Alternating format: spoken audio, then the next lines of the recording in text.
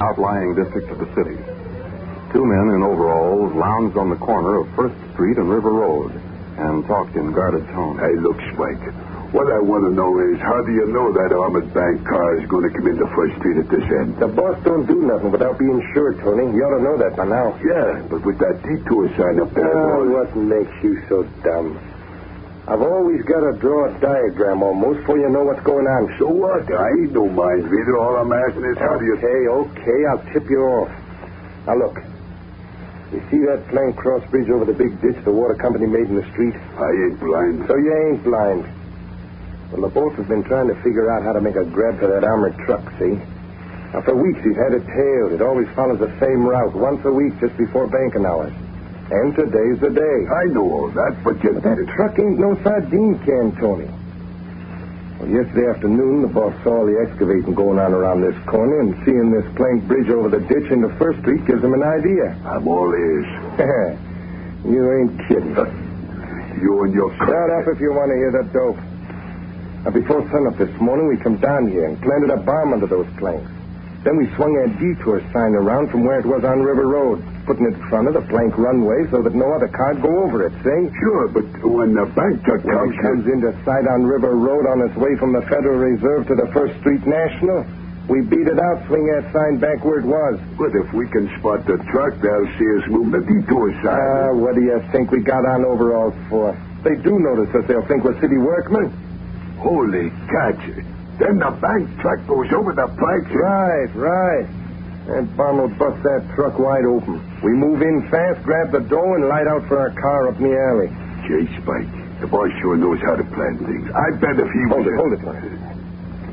It looks like the armored truck coming now. Come on. Yeah. Okay. Now slow down. Take it easy, like we're on the job here. Yeah. Grab one end of that detour sign. Pick it up, hidden horse and all. All right. Hey, we better hurry. And guys on jobs like this don't hurry. Let's go. Yeah. Now swing your end around, then set it down. Yeah. Hey, Spike, it's almost here. Maybe we better... Get a hold of yourself and don't muff this job. Now go over and start putting out the red lanterns over there. When that truck goes into the planks, flatten out. You get it? Sure. There they come. There they go. Now down, Tony, down!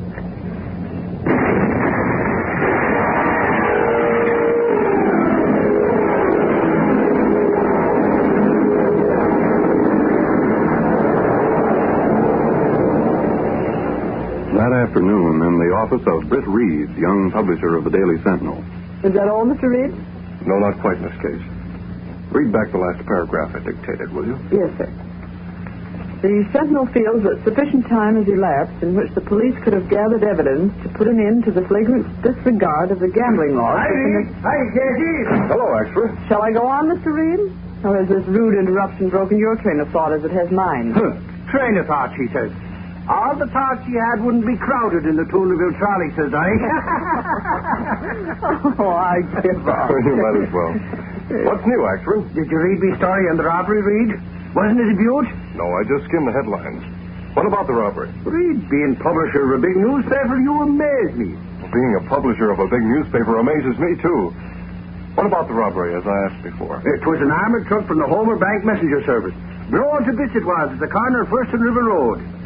Go on. The two men on the truck weren't killed, but they were hurt bad, Reid. Well, what about the money, Axford? The crooks got away with a batch of dough. All in big bills, mind you. They didn't even try to take any bags of currency. Any clues at all, do you know? Sarge says they haven't a clue of any kind, Reid.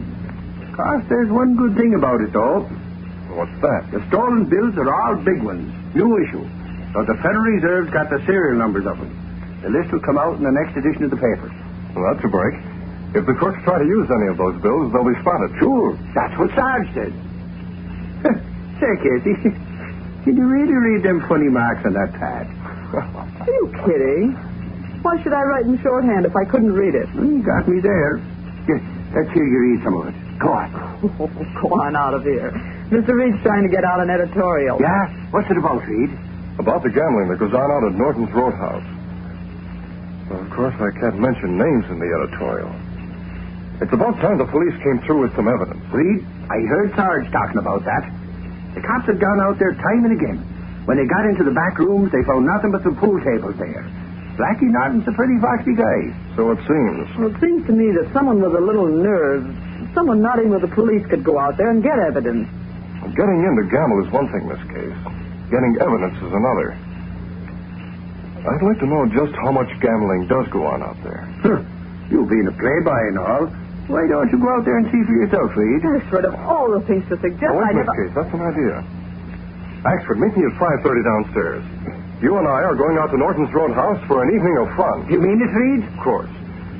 At least I'll find out firsthand just what is going on out there. Okay, Reed, it's a deal. I'll be waiting at 5:30 downstairs.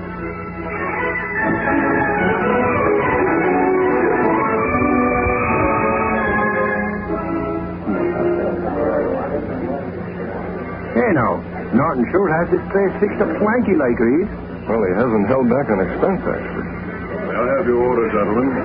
Tell me, waiter, what time does your first floor show for? 8:30. It's only 6:30 now. Say, is there any place where we could pass some time before dinner? You can go over to the bar, sir. Hey, now, maybe that's just We're not in the mood thing. for the bar, waiter. Oh, by the way, will you take this bill and get my friend a couple of good cigars? Yes, sir. I'll let you decide just what brand. Oh, I dropped my wallet. I'll pick it up, sir. Here it is. Thanks. It's rather bulky. So I noticed, sir. I'll get the cigars right away. Leave it to him to notice a fat wallet. That's why I dropped it, Axford. You mean you dropped Quiet. it? The waiter's talking to Blackie Norton. They're coming this way. Oh, that's Blackie Norton, is it? I wonder why he's coming... Yes, Axford, I hear the floor show here is very good. I beg your pardon. I overheard you speaking to the waiter a moment ago. You're Mr. Reid, aren't you? That's right, Mr. Norton. I was just asking the waiter if Say no more, mister. How about a visit to our fun rooms? Fun room? Sure. Perhaps you'll even come away with a bit of profit. Who knows? All right. Where do we go? You can follow me. But your friend will have to wait for you out here. Hey, now, what's the idea of You won't making me mind wait? at all. Wait here for me, Axford. I promise not to stay long. But Reed, Lead the way, Mr. Norton. I'm sure I'll enjoy your fun room.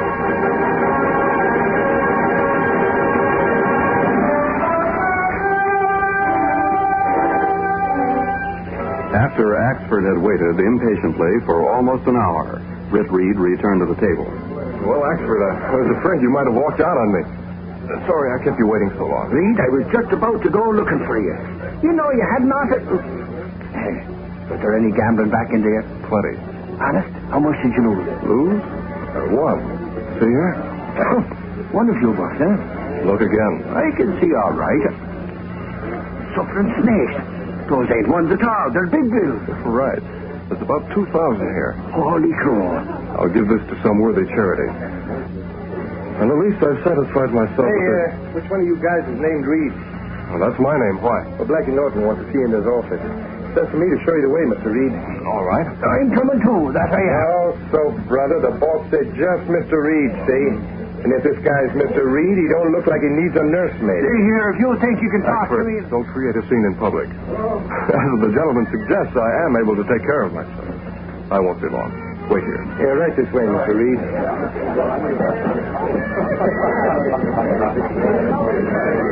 Go right in. The boss is waiting. Thanks. Thanks for coming in, Mr. Reid. Come on, have a seat. What do you want to see me about, Norton? Oh, it's really nothing much. I hear you had good luck tonight. Yes, I did. Oh, I'm glad you did. Well, look, Mr. Reid. See those bills stacked on my desk here? Yes. Looks like quite a lot of money.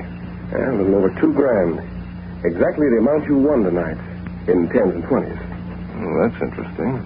But I don't get it. Well, look, Mr. Reid. I'd rather have you take those small bills and give me back the large ones, if you don't mind. But I do mind. These are easy to carry in my wallet. And I'd never get those smaller bills either in my wallet or in my pocket.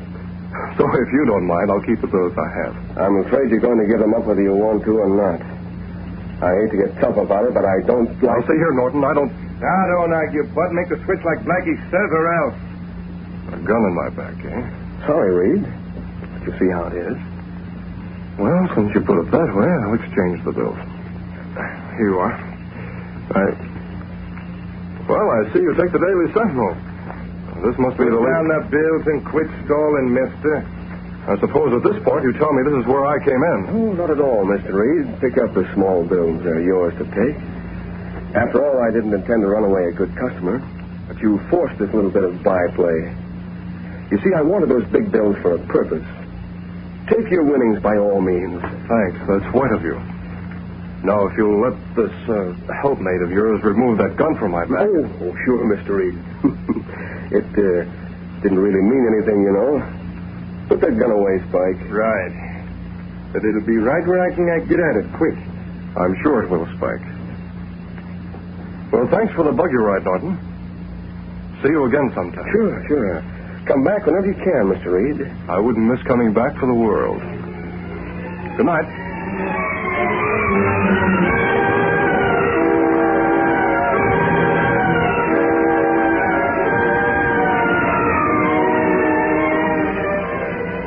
Later that night, in Britt's apartment, the young publisher paced the floor, while Axford sat munching a sandwich which Cato had just brought in. If the police can get Norton on a gambling charge, perhaps they can... I'll get it, Cato. Hello? Oh, yes, Sergeant Burke. How did you make out? I see. Yes, he's a slick one, all right. Yes, that's right. Well, he'll slip sooner or later. Thanks for calling. Bye. Did the cops find anything? Norton's ready for them, Axford. But after what I noticed in his office, we can't give up. What you noticed in Norton's office, Mr. Britt? Go ahead, Reid. Tell Cato about it. Cato, when Norton forced me to return those big bills, well, just as I went to put them on his desk, I saw a Sentinel lying there. What Daily Sentinel paper have to do with this? An item caught my eye. It said serial numbers of stolen bills released by bank. I glanced at one of the big bills in my hand and noted the serial number. Later, I found out from the list in the Sentinel that the bill I gave back to Norton was one of the bills stolen from the bank truck this morning. Norton ran a gambling room at his roadhouse, and also that he had some connection with the bank truck robbery. But without direct proof, there was no way to move against the racketeer. And so far, the efforts of the police had proved futile.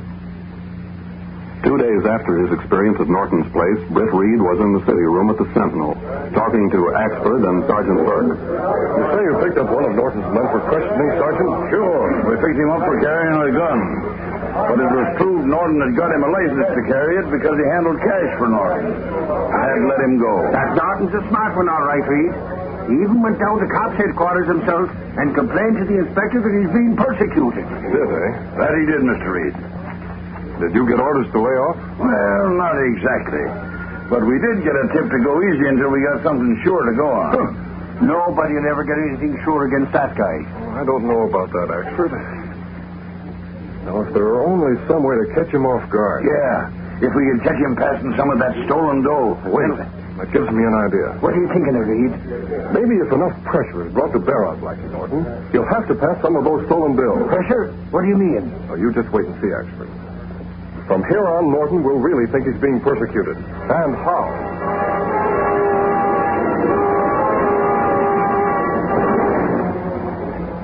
You say you want to see me? That's right, Mr. Norton. As fire inspector, I came to tell you I'm giving you 1 week to change your decorations to comply with the fire laws. Also 1 week to make 2 more exits. Otherwise, you'll be closed down as a fire trap. Hey, now, wait a minute. I can't make all those 1 week, changes. Mr. Norton. Good day. I'm from the health department, Mr. Norton. Our health inspector reports your kitchen is unsanitary. The condition will have to be corrected at once. Oh, but it'll cost... The fine is pretty big, Mr. Norton. You'd better comply right away. We find there was a mistake in the appraisal of your property for tax purposes. Therefore, unless you make up the difference in taxes, you will be considered in arrears as of today. Don't put it off, Mr. Norton. I'm from the OPA. We've had a complaint that you've been selling your liquor above ceiling price. Furthermore, you must have fire escapes and also put fire extinguishers throughout, Mr. Norton. We find you haven't paid your personal property tax, Mr. Norton.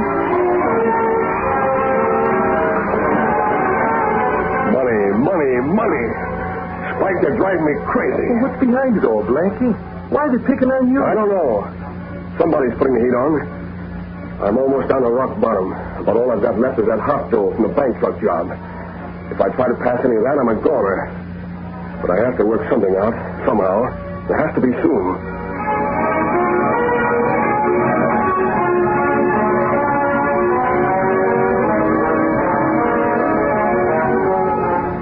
That night, Britt Reid was in his apartment talking to Cato, his faithful Filipino valet and the only person knowing his identity as the Green Hornet. Well, Cato, the pressure I've been putting on Norton is beginning to work. I understand he tried to get a bank loan today. Will he not get loan, Mr. Britt? No. I think it's about time to force the issue with Norton tonight. Will that mean Green Hornet put pressure on Norton, perhaps? Pressure that will make him show his hand, I hope. You have plans? Yes. I've written a little note which we'll leave with Norton first. Will he meet Green Hornet in person later, maybe? Right, for the final showdown. Let's go, Cato.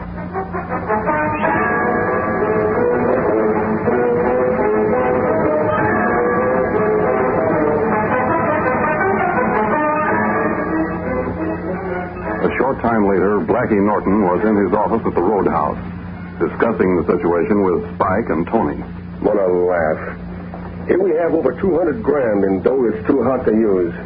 And the place about to go on the rocks. Can't you use just one of them pills, Blackie? Don't be a dope, Tony. Using one's as bad as using them all. Be traced right back to us. Now we've got to find some other way out for the time being. You got any ideas, Blackie? We can't just sit around and let things go to pot. Hey, maybe we could pull another job, maybe. Ah, dry up, will you, Tony? Pull another job. With every dick in town tailing us. He ain't in his right mind half of the time, and when he is, he talks like a half-wit. Oh, is that so, Mugface? If you don't stop flapping the breeze with that kisser of yours... You do what, Shut up, Leg? both of you. And I got enough trouble without you guys arguing. Hey, it's a bomb. Yeah, that ain't any bomb. It's a rock with something tied to it. Pick it up, Spike. Sure. Hey, look, it's a note. Give it to me. What's it say? Who threw it? Hold your horse a minute, can't you? I know the mess you're in. Well, read it out loud. Do you want it? Holy smoke. Listen to this. Says, I know the mess you're in, and I know who's behind it. If you want to make a deal, leave the back door to your office unlocked, and be there at midnight, alone. Well, what do you know? It's signed the Green Hornet. There's his seal on it. The Green Hornet? Well, Hey, you ain't going to mix company with that guy, are you, Blackie? He might be just the guy who could help me out of this mess. Hey, listen, Blackie, that guy's dynamite. He double-crossed his own grandmother. Yeah, but I'm not his grandmother, Spike. Oh, Chief Blackie, you don't have to tell us that. You see how smart Tony is? He knows you ain't the Hornet's grandmother. Wake up. Forget Tony, Spike. We got plans to make. What plans? I'm going to see the Green Hornet at midnight, but I don't trust him. So you and Tony are going to be around just in case. Nothing doing. I ain't staying here when that Take guy... it easy, Tony. You won't be in here. Where then? Now listen. See that little picture over there? Oh, you made the one you moved when you wanted to see through the peephole into the dining room. Right. I'll take down that picture. And you can go on the other side of the wall and put the muzzle of your gun through one of those holes while you peek through the other, see? Oh, sure. I get the drop on the Hornet, but he can't see me. That's okay. Well, what about me, boss? You sneak around at midnight, Spike, and be just outside that broken window. If I need help, you'll hear me call for it. Okay? Don't either of you do anything unless I give a signal by grabbing my handkerchief. If the Hornet's on the level, you won't have to do anything. You understand? We got it straight. Sure, you can count on us, Blackie. Good. Well, now we'll wait till 12 o'clock and see just what the Green Hornet has to offer.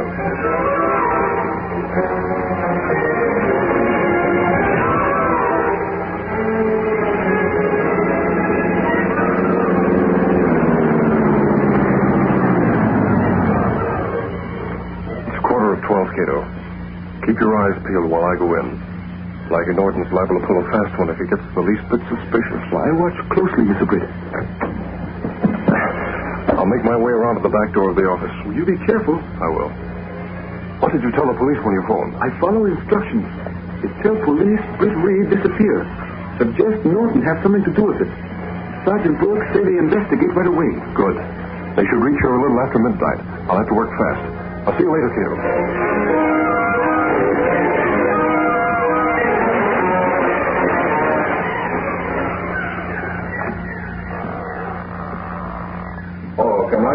Hornet. I'm expecting you. Good. I got your note. What's the deal you have to offer? I know you pulled that bank truck job. I also know you're in a mess. I'm in position to get rid of that dough for you. And for a 50% cut, I'll deliver the guy who's been putting the pressure on you. Right to the point. And maybe you've got something.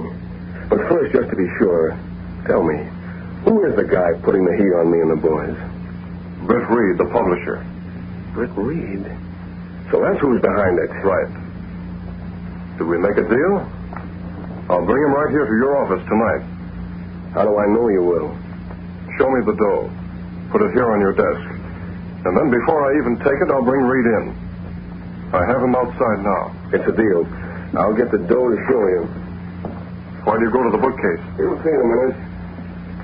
Yeah, here it is. Why the book? Look. Oh, very clever. You hollowed out the middle of the pages and hid the money in it. Right. The cops never thought of opening a copy of Paradise Lost to look for $200,000 in hot dough. Look it over, Hornet. That's it, all right. Okay, I'll bring Reid in as I promised. But before I do, there's a police. So what? Let them come. I'm much smarter than you think, you see.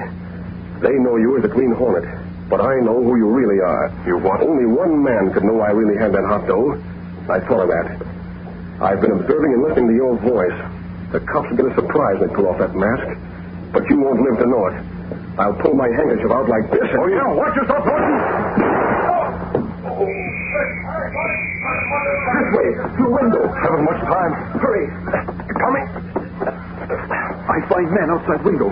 He's not conscious now. Good. I noticed a dust mark on the wall in there where a picture had been moved. It saved my life, but it cost Norton his. Norton dead? Yes, he was smart, kiddo. He found out my true identity just before he was shot. So sorry for Norton. But dead men not tell tales. Your car. Wait, I'm not going. Not going? No. I want you to use a little gas on me, kiddo, after I remove the Hornet mask. Then you go and leave me here for the police to find. We have to work fast.